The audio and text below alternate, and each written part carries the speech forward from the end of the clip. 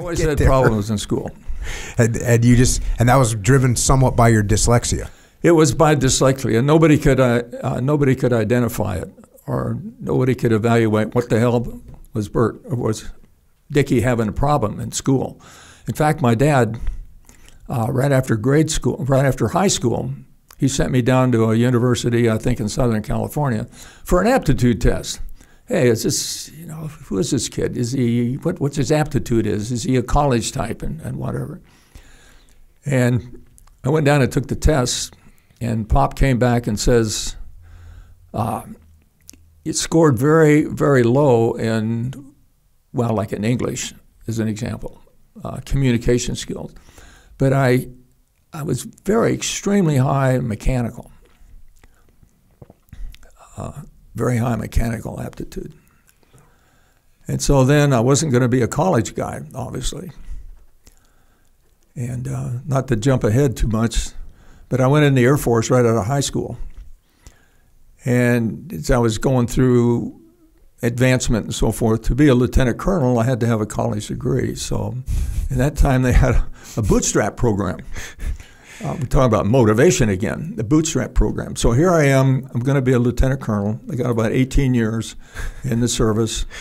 And they sent me off to Killeen, Texas, the American Technological University. And for about a semester or whatever it was, 3 or 4 or 5 months. And I went out there by myself and in a little apartment. Now here this older guy, he's been through Vietnam and we've been through the Cold War and setting nuclear alert and stuff. And I'm looking around at all these kids out here drinking and raising hell and chasing girls. And I wasn't doing any of that. And it dawned on me, and I says, hey, you did have problems with this. And I thought, this is college. Geez, I'm always scared of college. I wonder how I'll do. And then I thought what the motivation was. I got a family and 2 kids. I need to get promoted. And if I don't, I'm going to give up retirement and all those other benefits and stuff. And the humility of coming back and failing this thing. And so I figured out a way. I got a briefcase, and I put a tape recorder in it. And I sat down in that seat right in front of that professor. And I didn't have anything else. I wasn't drinking, and I wasn't chasing girls or anything.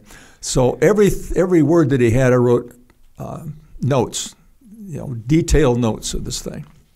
And here this dyslexic kid that had a problem in any kind of academic situation, he graduated with a BS degree on the dean's list and a 4.0 average.